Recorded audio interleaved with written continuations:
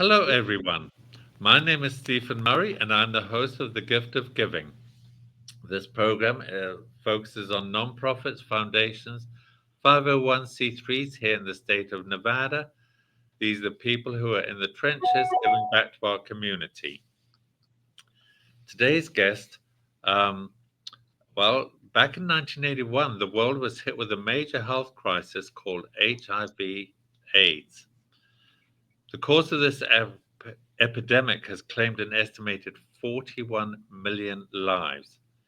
It's confused medical professionals, and a complete cure still remains elusive. This week's guest is Gwen Taylor. She's the executive director of Accept. That's the name of the organization. It's a nonprofit based in the Reno, Nevada area, focusing on aiding, supporting, and educating those who are currently living with HIV/AIDS. Welcome to the program, Gwen. Thank you for taking time out of your schedule and being with us today. Thank you for having me. So honored. Oh, it's a pleasure. Could you please give us first of all, ACCEPT is an acronym. Would you like to tell us what the acronym stands for? Yes, it stands for Access for Community and Cultural Education Programs and Training, and then DBA Accept. When we first started our agency, it was named AIDS Community and Cultural Education Programs and Training. So we thought we would change that word AIDS to access. So because we provide different programs that people living with AIDS can access, but we didn't want to keep that name in there because it was, back in 90, my husband started it in 95 and we became our own 501c3 in 99. So that's why we just call it Accept. But we've always been known by Accept. But our legal name is Access for Community and Cultural Programs and Training. Wow. We started in 1995. That's a long time you guys have been around. I know. And it's a blessing, a miracle to still be here. Yes. And you alluded to the programs that you have, and we're going to be talking in depth about your programs in the second segment. And you mentioned your husband founded it. You're the executive director, and it looks like your daughter's involved. It's obviously a family founded operation. What was it Yes. that made you initiate this nonprofit on this subject?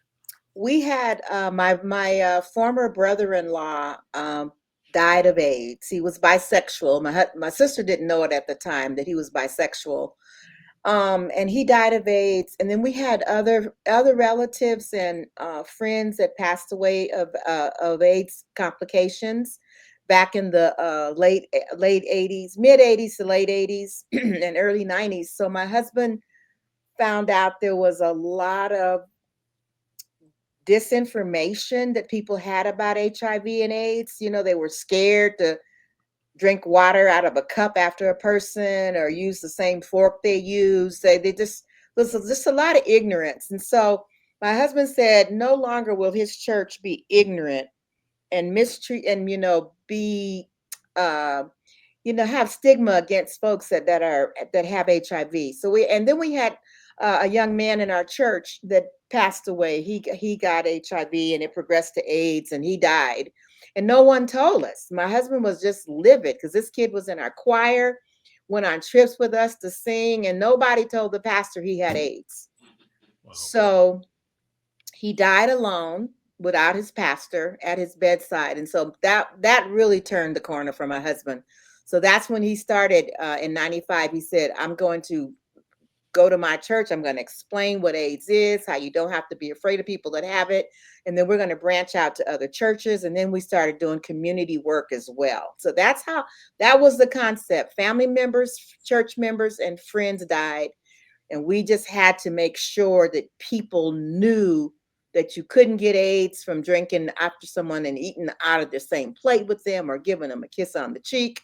So that began our prevention efforts to educate the community.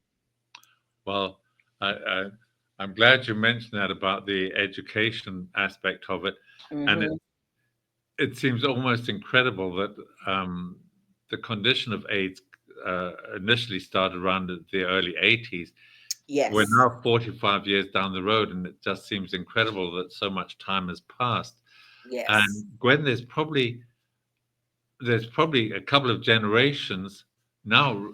AIDS seems to have fallen off the radar screen in a lot of ways.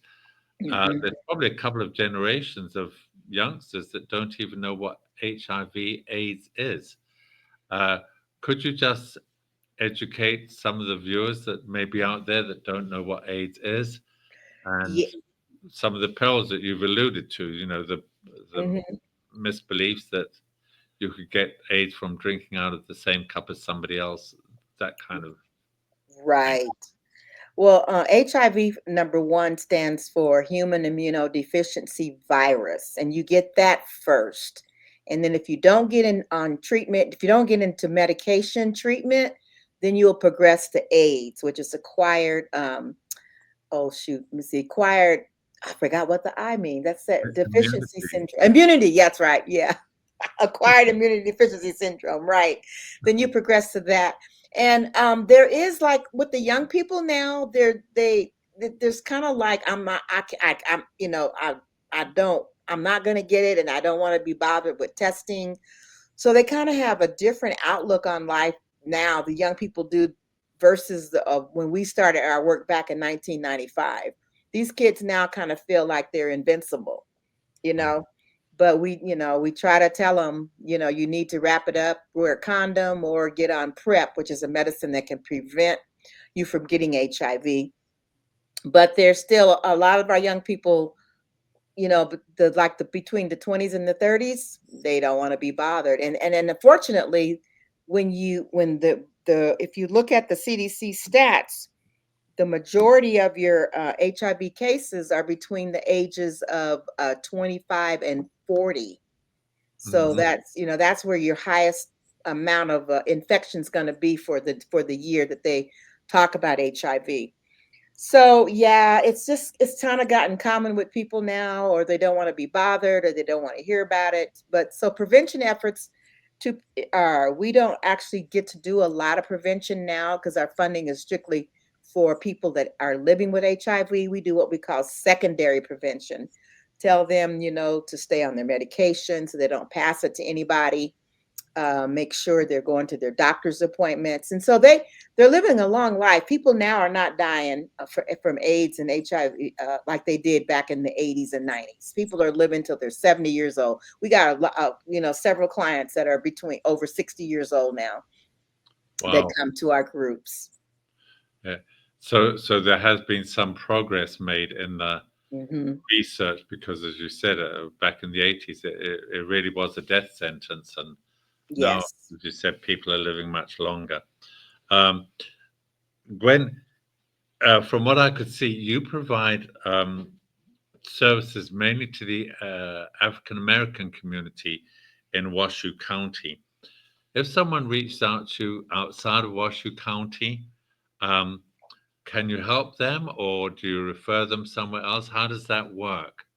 Yes, if we can go all the way to the Utah border with our services, but because of logistics, we don't have groups out, in those areas, in the rural areas. But they're welcome, if they could ever get into Reno, to come to our groups. They're welcome to come, and they're welcome to use our services as well. So we don't. We're even though Washoe County is our target audience and Black people are our target, but we work with any race, any gender, and we don't discriminate with our services. And we definitely can go from Washoe County up to the Utah border to do services for clients. We had one client that lived in Fallon that would drive in for our groups years ago when we started. He would come in because he felt that they were important for him to be able to fellowship with other people living with HIV and to get the educational information that we had to offer them.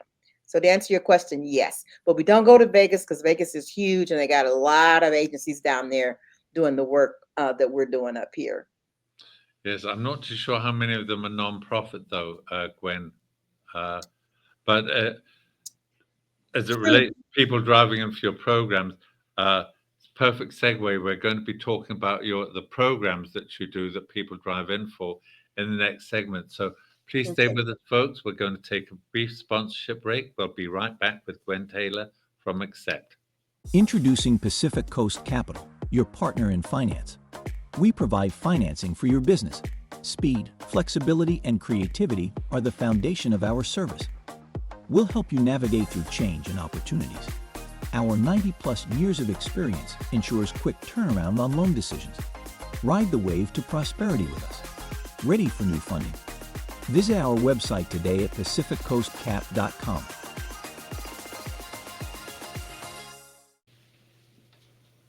Hello, everyone. Welcome back to this program, and welcome back, Gwen Taylor, Executive Director for Accept up in Northern Nevada there. And as we mentioned at the end of the last segment, Gwen, you have so many programs helping educate people who are living with AIDS, and let's get into some of them. The first one I saw was the HAIR program, HERR, Health Education and Risk Reduction Program. So, how long do these programs last? Are they open to anybody? Can family members come? Do you want to give us a little bit of information about the HAIR program?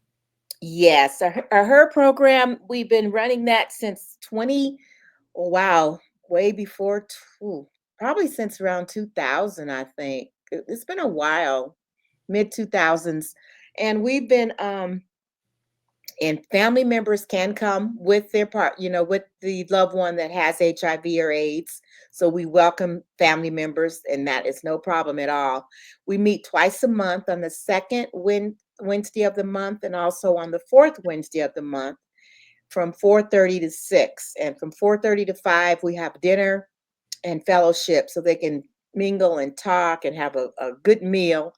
And then after that, we bring in different speakers. So we bring in speakers from the university that are professors and medical doctors that speak at our programs, like Dr. Ivy Spadone. Excuse me, she's a nurse practitioner. Ivy Spadone spoke to our group a couple of months ago, and then we're going to be having Dr. Krasner come up and speak for our group probably in July or August. And these people have been in the trenches for a long time. So the groups are twofold. They're either about HIV or HIV medication, or they are psychosocial. So for tomorrow night, we're having a group, gentlemen come in and talk about transcendental meditation. And I guess they got a program started for people that are living with HIV, and it's a special transcendental meditation program for folks that are living with HIV. So, and then we also bring in different mental health counselors, people to talk about food and diet. So we try to balance it because we definitely want people to stay on their medications and stay so they can remain undetectable. And what undetectable means, if you take your meds, you cannot see the virus in your T cells. So you're healthy, and it's very hard to pass the disease if you're undetectable. And I would think probably 95%, 99% of our clients are undetectable, and we want to keep them that way. So we always have to kind of remind them, okay, keep taking your meds as prescribed, keep going to the doctor as you're supposed to, so you can stay healthy, because then they can't pass it to to people. Sure. Mm-hmm. Now, you said you meet on the second and fourth Wednesdays of every month. Could you please tell us where you meet? Yes, we meet at Northern Nevada Hopes, which is another nonprofit, but they're a medical clinic, and they also provide some of the services that we provide as well. And that's at 1905 East 4th Street. So that's at their new facility. They have 2 locations now. So it's a clinic where they can go and see their doctors and different appointments, psychosocial appointments. And so that's where we meet, at the Hopes Clinic at 1905 East 4th Street, Reno, 89512. And you mentioned that the attendees, they can bring family members, they can bring their loved ones or their spouses. Correct. What about their parents or their children? Yes, we've had people. They're all welcome. Yes, if they want to come, they certainly can come. No restrictions. Okay, that's a great program, Gwen. And now you also have another program, NMCM, non-medical case management, where you provide legal help, financial. Is this done one-on-one? What are the Ye- services that you offer in that program, the non-medical case management? Yes. yes, non-medical case management is done one-on-one with the individual. And some of the services we can provide, and some we have to refer out. Like, we're not legal, so we have to refer to our legal partner that can help them with legal. Medical support, we're not medical, so we refer them out to Northern Nevada Hopes or another doctor. But then the financial piece, we bring in. We can talk to them about their finances, and then we'd also recommend they see a financial expert or someone that can get them out of debt and get them on a program. So a lot of the things we refer out are employment referral. We try to help them find employment, and then we also get them set up to be assisted with their co-pays for their medicals and their premiums. A lot of our clients don't have enough money to pay for those medications. So Ryan White will subsidize those medications and pay their co-pays for them and their premiums in some instances. And then we also do case management with them. So when we first bring them in, we talk to them about their life. We do a life wheel, a wheel of life, we call it. And we talk about where you want to be, next year, where you want to be in 5 years. So we try to get them to understand, since you're living longer, you want to prepare for life and have your life be better. Because a lot of our clients are on disability because of HIV, but some of them, if they feel good, they can work and make X amount of money to improve their life, improve their wealth. So we also counsel in that area as well. So whatever they need to come in and talk to us about, we can talk to them. That's another good program. And you talked in that little talk there about the Ryan White funding, and Yes. the Ryan White funding programs. There seem to be quite a few of them. Could you elaborate a little bit more on the Ryan White funded programs? Yes. Now, Ryan White, Criteria, access. yeah, they fund all of our programs. So they fund our medical transportation, our non-medical case management, our HER groups, our eligibility, where they come in and we do their eligibility. And they also fund not only us, but Northern Nevada Hopes, access to healthcare. So Ryan White, you might know of him. He was a little boy that got HIV from a blood transfusion, and his mother started a charity, and it just blew up. And so the government has been funding millions and millions of dollars, for the last few 25, 30 years, actually. And so it helps us to fund our clients. And so Ryan White is through it's a federal program through the government that's given to them, and each state has their Ryan White office. So our headquarters is in Las Vegas. So each state has their own Ryan White offices, and then they disperse funds. The Fed gives them the funds, and then they give the funds to us. So that's where you get some of your funding. Yes. Then the other program that you have is medical transportation services. And could you care to elaborate on that? Yes, we're very pleased to be able to provide medical transportation to our clients. Number one, they can get gas cards if they have a car to medical appointments and to our HER groups. Mm-hmm. And they can also get a bus pass if they prefer to ride the bus. And if they don't have a car, we also have Uber rides. So for our health education risk reduction groups on second and fourth Wednesdays, we provide them an Uber or a bus. Most people take the Uber because they don't want to take 2 or 3 buses to get to the location. So sure. Gas cards, bus passes, and Uber is what we can provide for the clients.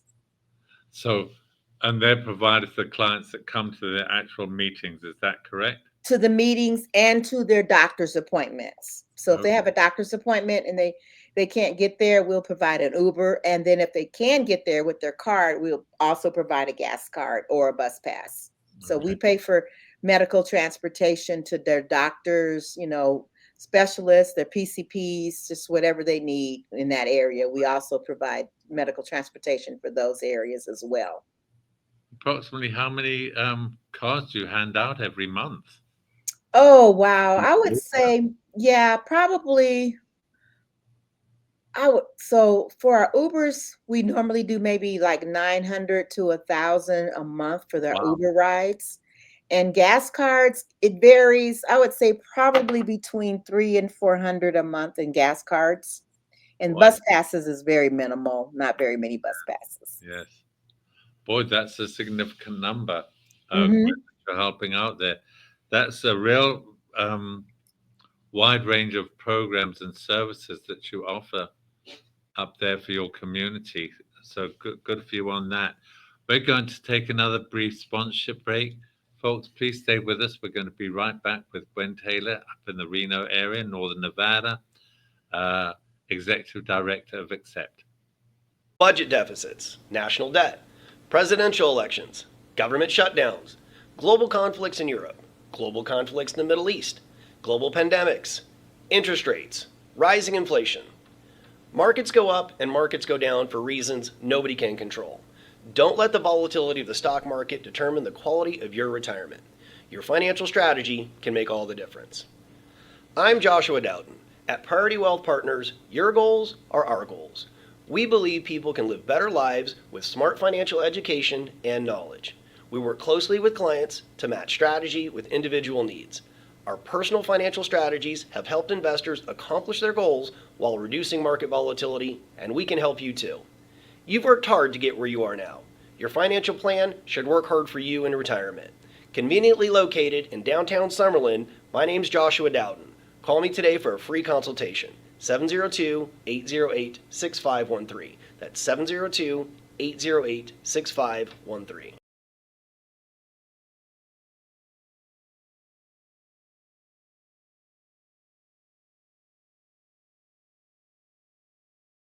Country roads take me home to the place where I belong, West Virginia, Mountain Mama. Comes a triple yodel. Adi-yodel-ay, the-little-lee-oh, the-little-lee-oh, oh-oh-wee.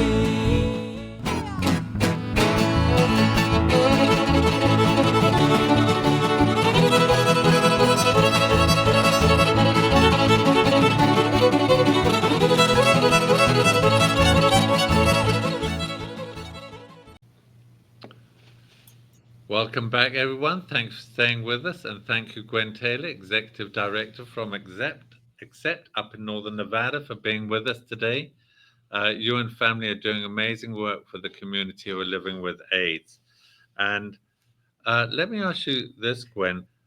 How severe of an issue is AIDS still? And are the numbers getting worse or are they getting better?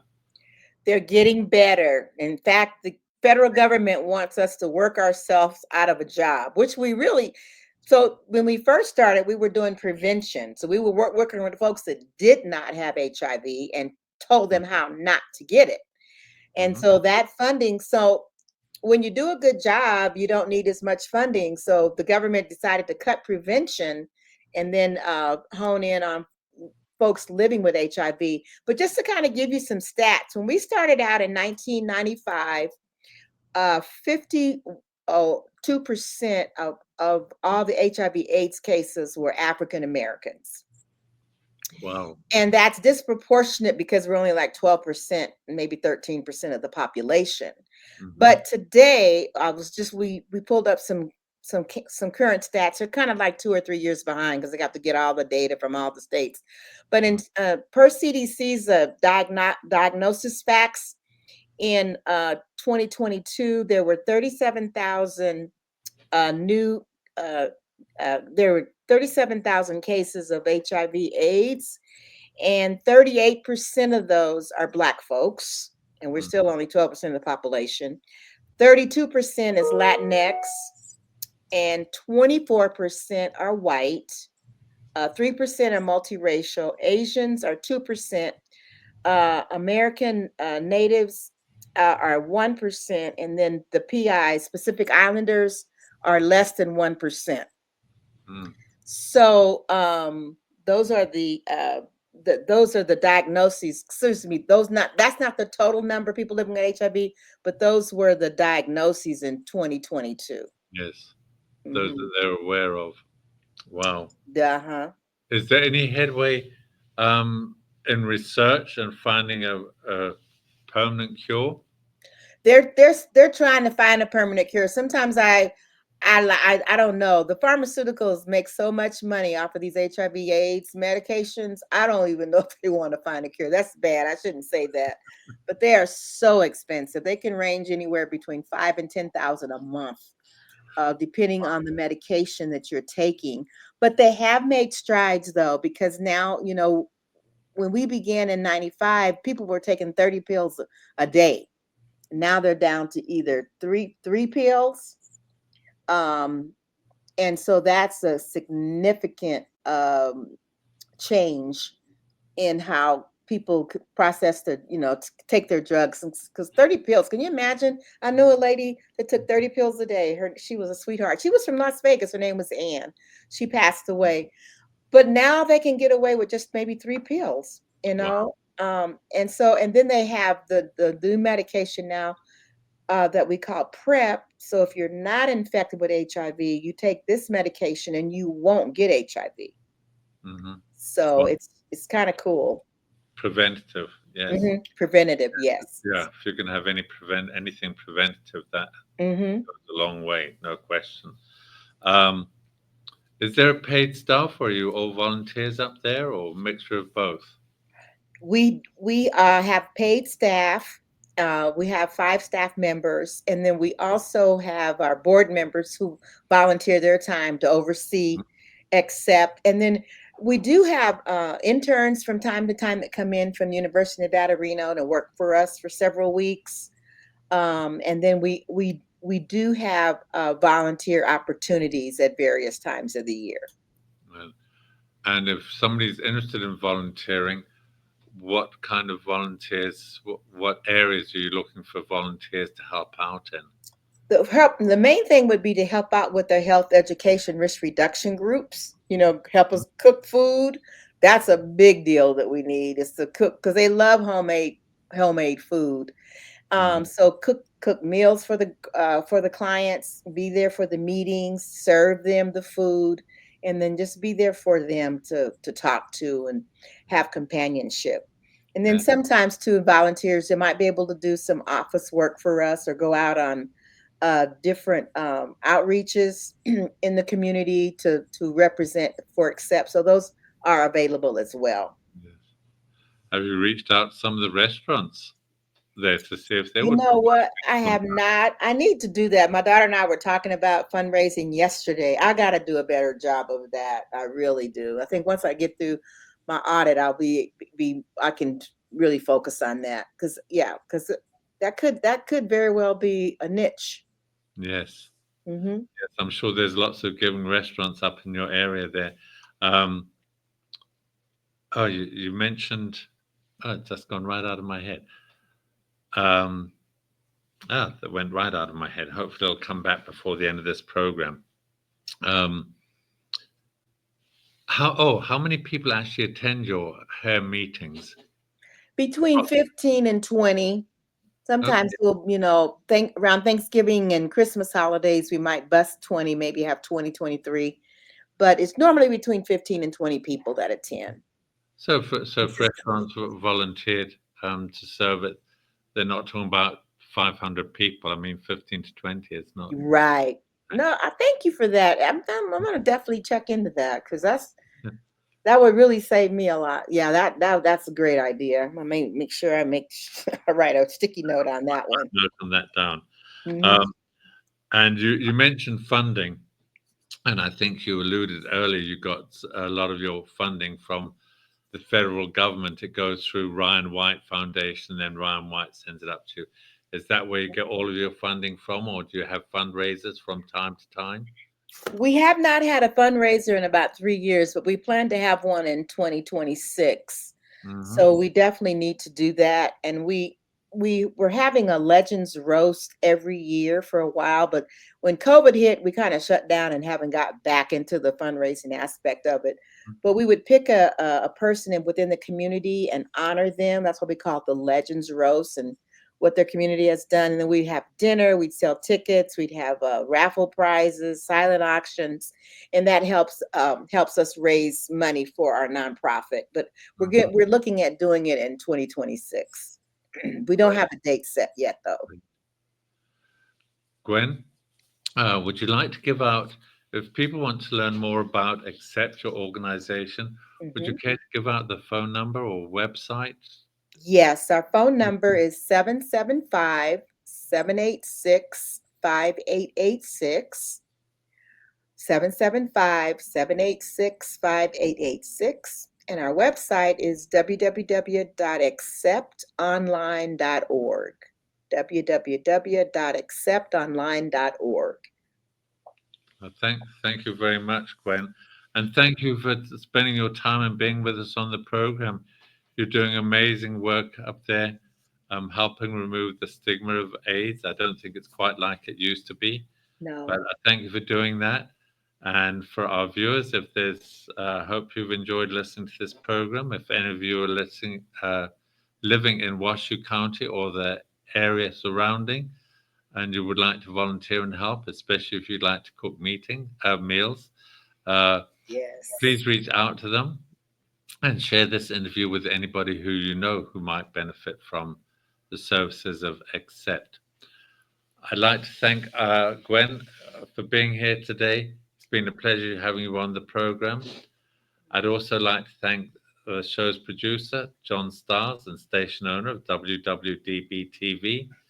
And we certainly wouldn't have the program without our sponsors, Pacific Coast Capital, Priority Wealth Partners, the Firelight Barn, RJ Champion, you'll hear his message at the end of this program, and Friends of the Gift of Giving, the anonymous donors who are dedicated to supporting this program and helping keeping it on the air. And I'd certainly like to thank you, the viewers, for tuning in this week. I hope you found this program informative. If you have any questions or comments, please reach out to me, Stephen at thegiftofgiving.vegas. I'd certainly love to hear from you. I hope you'll join us again next week. In the meantime, please stay safe, be kind to one another, and we'll see you back here soon. Bye for now. Mr. RJ Champion is proud to sponsor WWDB-TV's series, The Gift of Giving, and wishes the program much success. Congratulations and gratitude to the featured guests and the organizations they represent. Our community is well served by your tireless efforts to make Nevada a better state for all its residents.